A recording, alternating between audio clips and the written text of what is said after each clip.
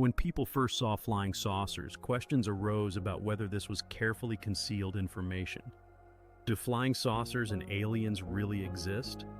Are UFOs truly attacking Russian airplanes, or is there a more natural explanation for this? That evening, strange movements were observed over the mountains. Some wondered if it was a hoax, as such photographs are very easy to fake. Are aliens abducting people? For many, everything happening seemed too real. Could they have sent a signal dispatched by extraterrestrial life forms? Are they watching us? Based on these questions, one could begin to believe in something greater. In June 1947, in the state of Washington, a frightened amateur pilot witnessed a strange flying object near Mount Rainier. This object, spinning and swirling, moved faster than any known aircraft. The astonished pilot, Kenneth Arnold, landed, and his sighting marked the beginning of a new era. News spread quickly and the press began to call them flying saucers. Reports continued to increase. Military generals began to fear a possible invasion from space. In real life, commanders were afraid of the onset of a world war, and they were terrified by the panic. At that time, in Tokunawa, they recalled the chaos caused by a staging that had occurred back in 1938. Producer Orson Welles later apologized, surprised at how a story from children's comics could have such a strong impact on radio listeners. The military had no answers to questions about the flying saucers that had appeared in Europe in the last months of World War II. Night fighter pilots dubbed them mysterious pilots. One of them recalls, "We saw them somewhere in 1944 in November or December. These fireballs, appearing in sight, immediately vanished." Another pilot describes, "The object I saw looked like a mass of white light. Many reported a red light, others saw green lights. We tried to pursue them, but no one managed to catch them." He adds, "I flew a British Mosquito fighter, which could reach speeds of up to 840 kilometers per hour, and we tried to catch up with them several times, but we couldn't even get close." The investigation reached a dead end. These objects could have simply been products of imagination or hallucinations, but they could also have extraterrestrial origins or be secret weapons of the Germans. However, for the following 50 years, no one saw anything that could change the opinion that they were unidentified flying objects. The mysterious fighters disappeared with the end of the war, but UFOs continued to appear in other places. Life after the war in America seemed calm, but national security agencies remained on alert. The United States was under aerial surveillance by the Soviet Union, and questions arose about whether Big Brother could establish this surveillance. The greatest concern was caused by UFOs appearing near military strategic sites, as the nuclear secrets of the country were at stake.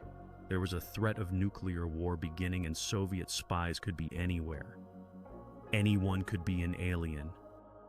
"They look just like us," people pondered. Reports of UFO sightings and footage taken by rare witnesses did not make it to the police or to scientists. Instead, they were collected in the Research Bureau of the Air Force for 22 years. Researchers set two main objectives, as described in the head of the Blue Book project. First, they sought to determine whether unidentified flying objects posed a threat to the security of the United States. Second, they wanted access to the latest technologies that would help advance the science and industry of the country. In 1969, these files were closed. The conclusion of the representatives of the Air Force indicated a lack of threat and insufficient information. They investigated 3,200 reports of strange flying objects, each of which was classified and assessed for credibility. In 20% of these cases, the objects were classified as UFOs. At the same time, 10% of the information obtained was deemed unreliable. Research showed that the better the object was visible, the more often it could be classified as unidentified.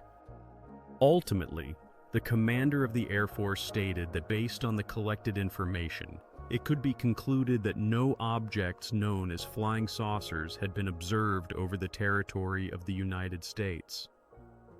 Among those who believe in aliens, many wait for their sign, while skeptics demand irrefutable proof. One of the researchers shares his impressions.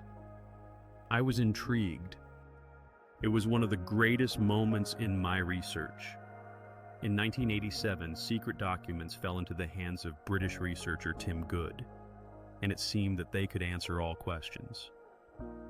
These papers, marked top secret, contained information about the contacts of the government of the United States with extraterrestrials. The project leaders operated under the code name Majestic 12. The documents were addressed to President Eisenhower and concerned the discovery of aliens in New Mexico in 1947. According to reports, the wreckage was found 120 kilometers northwest of the military airfield in Roswell.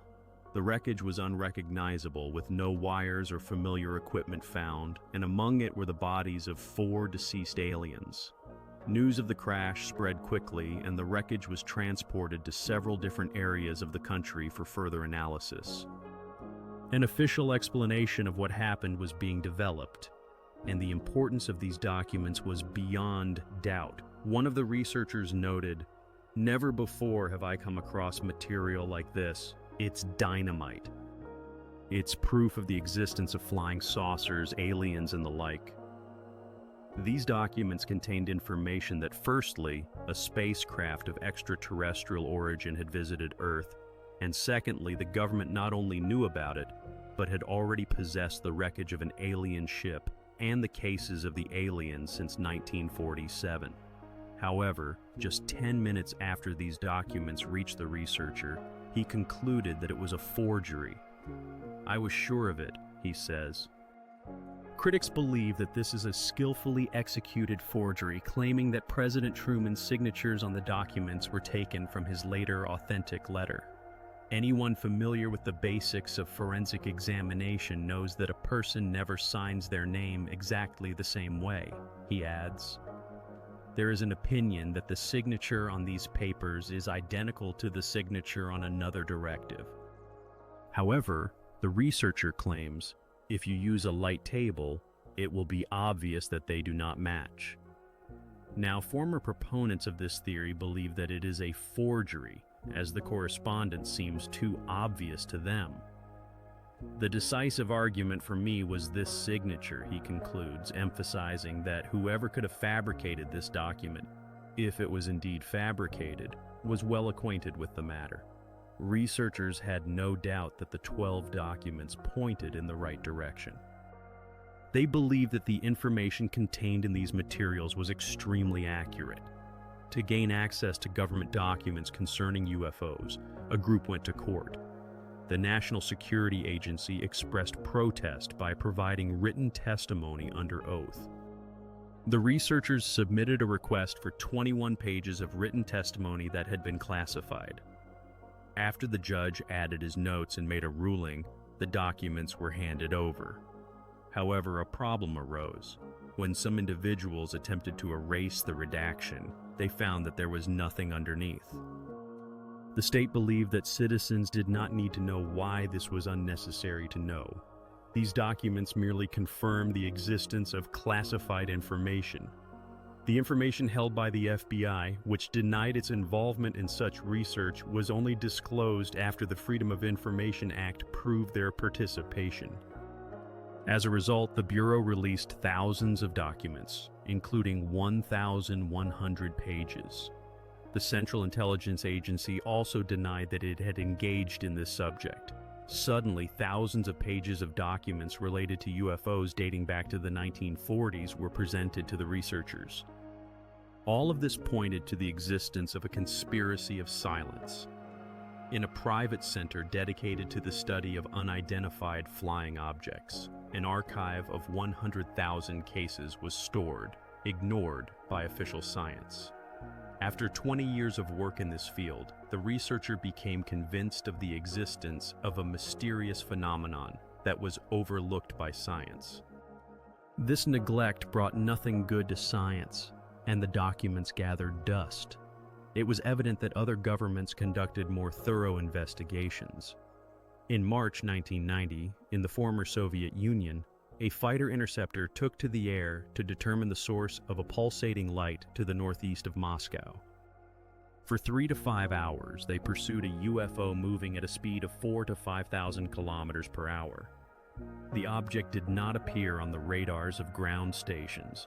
However, thermal imaging proved to be more effective, and the UFO was managed to be photographed. The secret photographs were sent to the commander of the Air Defense Forces. This incident from 1990 became the only one for which there is documentary evidence. All other possible contacts reported by military or civilian aircraft were confirmed only by eyewitness accounts. This was the only case where there was concrete evidence. The pilots did not fire at the UFO.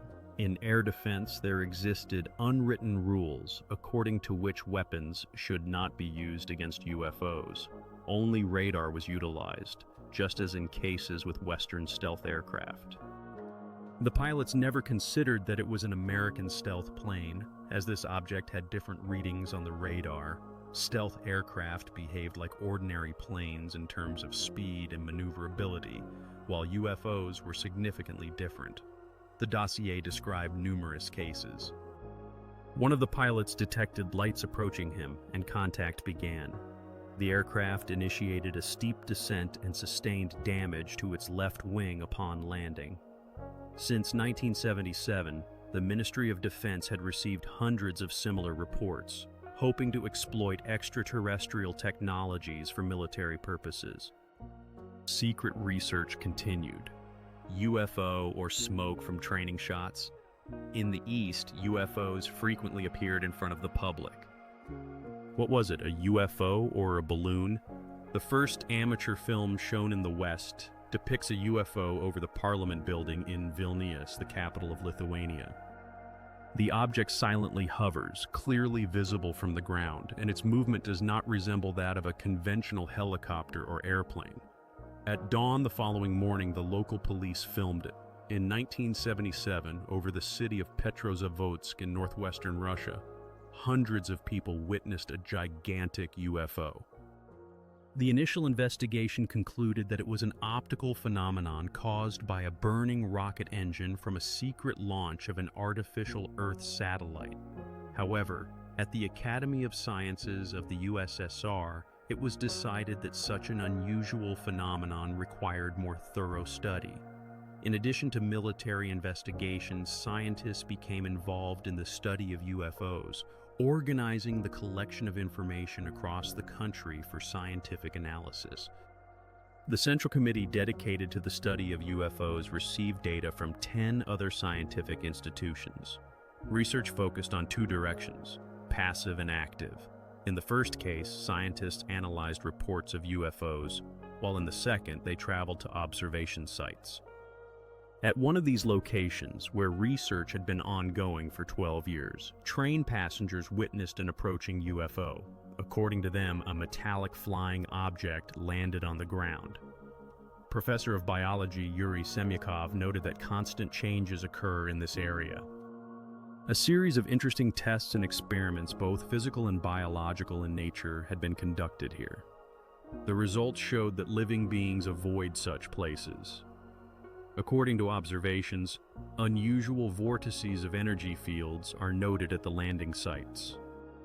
Over the course of 20 years of research, no living organisms have been found in the soil, not even microbes.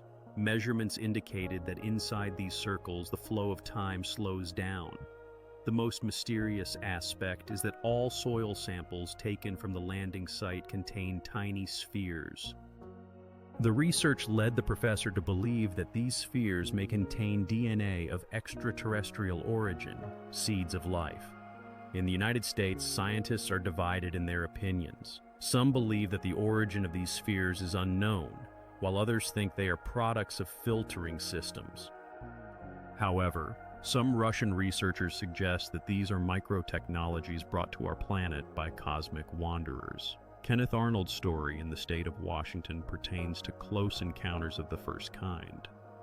The object was visible, but nothing more. When a UFO leaves traces, that is already a second kind of contact. Third kind contact occurs when people see the aliens themselves. and in the case of fourth kind contact, there is evidently direct interaction with the extraterrestrials. In November 1980, in the town of Todmorden, England, experienced police officer Alan Godfrey was on a night patrol. He recalls, "I had a night shift from 10 to 6. I decided to check the town hall building. As I turned, I saw this object on the road 500 meters ahead of me.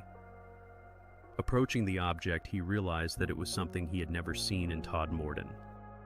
At first, he thought it was a balloon that had come down to Earth, but as he got closer, he saw that it looked more like a metallic spacecraft." Godfrey describes, "It was a mechanical structure, and this was not my hallucination. Everything was happening for real."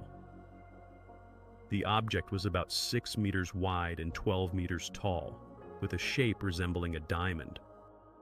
The lower half was rotating, while the upper half remained stationary. It had dark windows or panels. If I had gotten out of the car and thrown a brick at them, I might have found out whether those windows were real or not. He also noticed that the trees along the roadside were swaying back and forth, with branches and leaves flying everywhere. However, sitting in the car, he felt no vibrations and heard no noise. Not intending to exit the vehicle, the police officer took his folder, placed it on his lap, and attempted to depict what he had seen. While he was drawing the object, another police car approached him, and at that moment, the object flew away. However, a significant amount of time passed between these events. After a session of regressive hypnosis, the police officer was able to remember more. He described how, in the surrounding darkness, he had a feeling that he was flying somewhere, by himself or together with the car. Upon awakening, he found himself in a room where a tall humanoid, approximately 182 centimeters, very thin, with a beard and dressed in white robes, stood before him. The humanoid suggested that he lie down on the bed, but as the police officer later recalled, its mouth did not move. He simply understood that it wanted him to lie down. This did not cause him any anxiety. Rather, he felt that the humanoid was his friend, and he had the impression that they had met before. He felt safe, lay down on the bed, and then terrible tiny creatures appeared, which had the shape of lampshades and black eyes. There were 7 or 8 of them. Meanwhile, nearby police officers saw a light in the sky. The constable remains convinced that his contact occurred in reality. He wonders, will you choose a natural or anomalous explanation? Do UFOs really land to conduct reconnaissance of the area, or is it an implausible coincidence? He does not know what actually happened. Perhaps it was an earthquake, but he still does not believe that it could have been an earthquake. John Roberts was not the only one shaken by these events. In the mountains, Hugh Edwards also saw a flying saucer. He recalls, "I saw this object fly over the mountain. It was the size of a bus. Yes, it reached the middle, then turned and moved toward the road. As it flew over the road, it tilted, and I thought it was going to crash, but it descended down into the valley and disappeared." Edwards continues, "I have heard a lot about flying saucers, and I thought, yes, that's it." He describes how he heard a hissing sound and was very surprised when he saw the object. In the village of Yandrilo, the district nurse decided that an aviation accident had occurred. She thought that their medical knowledge might be needed to provide first aid. Therefore, she ran to her daughter, and they got into the car to drive to the mountains. After traveling a significant distance, they saw a huge glowing orange sphere sitting on the mountain. Stopping, they peered into what they believed to be a burning airplane, imagining all sorts of horrors. They knew that if it was an aviation disaster, there would be bodies of the deceased, and this did not please them at all. However, they were absolutely unprepared for what they saw. It was a huge orange-red sphere that pulsed, having no flames, but rather simply took on a spherical shape. They also noticed small lights resembling Chinese lanterns that circled around the object, moving in zigzags. At that moment, they assumed that perhaps someone had already come there to figure out the situation. Now they understood that the search party could not have reached that place before they did. No search expedition had approached the mountains that night, and nothing was found at the scene of the incident. However, this case piqued the interest of one astronomer. Under normal circumstances, Ron Mendelssohn could study meteorites only in the sky. However, in this case, he had the opportunity to gather information directly at the scene, both from eyewitnesses and by investigating what he believed occurred as a result of a collision. Assuming that the explosion could have been caused by a collision with a rock, he and his team attempted to calculate the volumes of energy involved in such an explosion. As a result, they determined that this explosion was equivalent to the explosion of 600 tons of dynamite. At the same time, none of the Air Force planes had been reported missing, and no traces were found. Among the testimonies was a strange light phenomenon in the Bala Mountains. The team received letters from remote areas such as Penzance, Northland, and Derby. All of them reported lights whose brightness could be compared to that of the moonlight. These lights moved across the sky at the speed of an airplane, but silently, leaving behind a smoke trail, as if the object was burning or about to crash. A few days later, it became known that the village was located near the geologically active Bala Fault, which has been gradually shifting over thousands of years. That evening, movements were observed in the fault, which was confirmed by geologists. This coincidence became an important element of the investigation. The fireballs in the sky appeared at the same time that geological movements began in the Bala Fault, and this could be the only connecting link. In November 1987, an unexpected visit occurred in Galveston, Florida, on Memorial Day.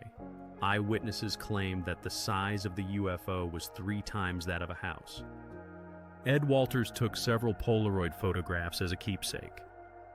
This was his first chance in a series of such photo shoots, unsuccessful abductions, and encounters with aliens, which later brought him success in selling 2 books. Among the witnesses were many fraudsters, and Ed Walters became the primary suspect. He did not show his photographs or give interviews to specialists. Galveston became a place designated only for those who believe. Shoreline Park is located on the opposite shore of the bay from the airport, and a route for civilian airplanes passes over it. In this quiet harbor, the appearance of UFOs became big news for the locals. The first publication of UFO photographs from Galveston occurred in November 1987. The journalist responsible for local news was worried about how to present these images. When his colleagues saw the photographs, they also confirmed that they had seen a UFO. This was important, as many other residents of Galveston had also seen a UFO on the night Ed took his pictures, as well as many times afterward. One of the witnesses shares her experience. "I have seen a UFO 3 times during the day and about 100 times at night in Shoreline Park in Galveston. I saw red and white lights in the Galveston area, as well as a silver flying dome. I do not know what it was. I have never seen anything like it before and cannot explain it." Some locals believe that such incidents are nothing more than childish pranks by the military from the naval base in Pensacola. Many military and civilian airplanes fly over this area, and among them, a strange and unusual aircraft could very well be present. The question of whether people can recognize a stealth drone specifically designed for secret surveillance remains open. Such photographs are not difficult to forge if you are an investigative reporter and know how to do it, notes one of the experts. All you need is a foam model and a properly chosen camera. Such photographs are very easy to fake.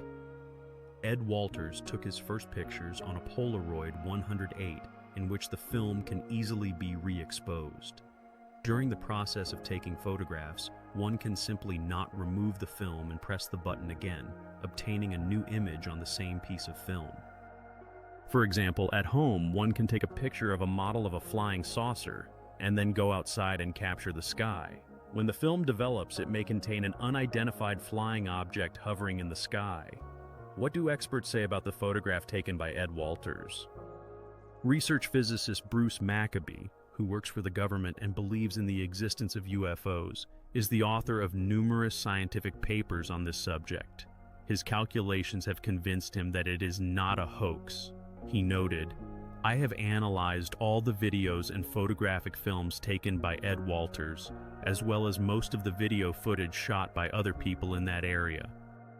It hovered motionless, and I believe that Ed's photographs and videos are genuine. I have analyzed them quite thoroughly and approached them very critically. But in the end, I was able to refute all the critical statements made against them." In baseball, a player is out of the game after 3 strikes. The first strike against Ed Walters came when a model of a UFO was discovered in the attic of his former home. The second strike appeared when a young man named Tommy Smith claimed he saw Ed staging his UFO photographs.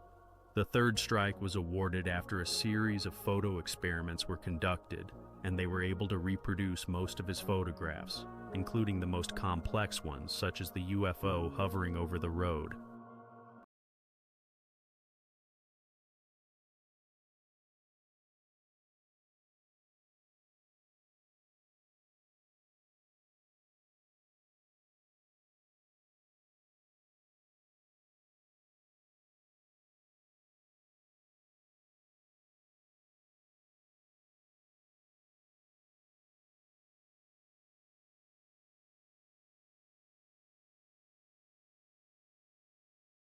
If evidence of life on Mars turns out to be true, then life could be widespread and much broader.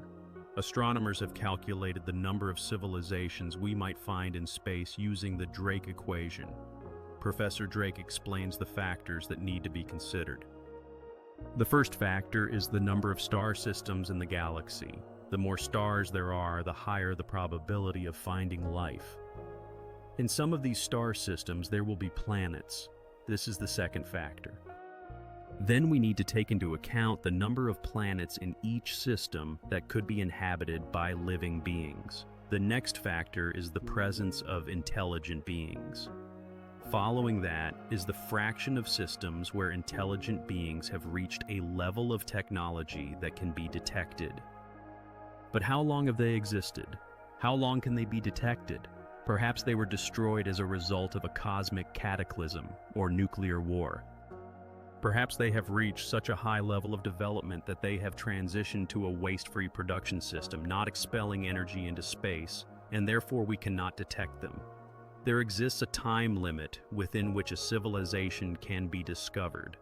If we raise the rate of production growth and multiply it by this time limit, we will arrive at the number of civilizations that can be detected in space. And this number is growing. Last year, 7 new planets were discovered, one of which, almost as large as Jupiter, is located near Chaina, the 4th star from the Sun, a planet orbiting the star 51 in the constellation Pegasus, and giants around PSR 1257 plus 12. According to the latest data, the number of galaxies is 50 billion, and the number of civilizations we could potentially discover amounts to 100 trillion. It is a pity that our world is on the outskirts of the universe, and only a few stars have been able to receive our messages. However, even now we can hear voices from other planets. A special program for the search for extraterrestrial civilizations has been created for this purpose. The first radio search was conducted in 1960, when large radio telescopes began to be erected around the world. The beauty and power of radio astronomy were recognized only shortly before this. Over time, more sensitive radio transmitters were invented. The combined use of these new telescopes and radio transmitters opened new possibilities for research. This became an important breakthrough in the search for extraterrestrial life. The search method assumes that aliens are not too different from us. If they resemble us, we can detect them. However, conducting such searches on Earth is very challenging. We constantly record signals sent by intelligent beings, but all of them originate from ourselves. The question of whether we have ever received messages from other worlds remains open. It is possible that one person, Jerry Amon, indeed received such a message. At Ohio State University, there is a huge radio telescope, the size of which exceeds that of 3 football fields. On the 15th of August, 1977, a signal was recorded coming from the center of the galaxy, pulsating 30 times stronger than the background noise. The transmission lasted for 3 days. Eamon, reviewing the printout, noted a signal that turned out to be stronger than all previous ones. He was so surprised that his hand spontaneously wrote in the margins the exclamation, "Wow!" This did not happen by chance. When the signal is received through only one channel, it may indicate that we are dealing with a unique cosmic phenomenon, or that this signal was sent by a transmitter. Observations of the sky using modern equipment have not allowed for the source of this astonishing signal to be detected again. The team checked their equipment and calculations, eliminating possible influences from computer viruses, stars, space rockets, and ground sources. They ruled out the possibility that it was a spacecraft or satellite in orbit around Earth, as well as anything nearby the radio telescope, such as an airplane flying through the telescope's beam. Nevertheless, they did not dismiss the possibility that the signal was sent by an extraterrestrial civilization. But even if they were able to detect us, could we ever overcome the vast distance in space? Scientists have a few unusual answers, such as wormholes. Imagine that our universe is a balloon. We live in 3 dimensions of this balloon. There may be wormholes within it that connect different points. These wormholes represent a shortcut through the universe. Or imagine that this sheet of paper is our universe. We are at point A and want to get to point B. Under normal conditions, we would have to traverse the distance between these points. However, if we could bend space by folding the universe with another dimension, these points could connect, and we could overcome the distance. At this moment, the answer remains theoretical. We can only send our research stations to the nearest areas of space to gather information, take photographs, and measure atmospheric conditions. Will we thus stumble upon other forms of life? Some people believe that this has already happened. In September 1991, photographs taken from aboard the spacecraft Discovery claimed to show an alien ship evading one of our rockets. This event marked the beginning of the space wars. According to observations, intergalactic invaders, using the curvature of space, instantly change their course. It is evident that the power is not on our side. However, there is another explanation.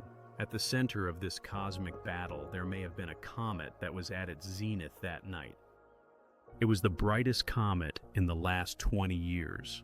How is this comet related to the photograph of the battle in space taken from the spacecraft? The comet is a collection of rocks and ice.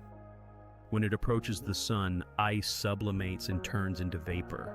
As a result, energy is released, altering the comet's orbit and making it unpredictable. The space shuttle, when venturing into space, always carries a crew of 5, 6, or 7 people on board. These individuals do the same things as they do on Earth. They breathe, eat, drink, and use the restroom. The spacecraft accumulates all the released water and occasionally ejects it overboard. Once it enters open space, this water turns into ice. What happens to this ice after it is ejected? When the ice comes under the influence of the sun, the sublimation process begins and tiny ice crystals turn into gas. This is accompanied by the release of energy comparable to the work of a small rocket engine. This resembles what happened with the comet we observed. Thus, it is definitely not a space battle with aliens. Meanwhile, our automatic research station Pioneer is leaving the solar system. What do the ships of extraterrestrial civilizations look like? Perhaps they resemble the meteors spotted in space by a team of observers from Kitt Peak, Arizona. In 1991, they accidentally detected a ship, possibly of extraterrestrial origin, which could have been a reconnaissance spacecraft. Every year, tens of thousands of such ships may fly past us, and we would be lucky if we could notice at least one of them. All we can do is observe, wait, and hope.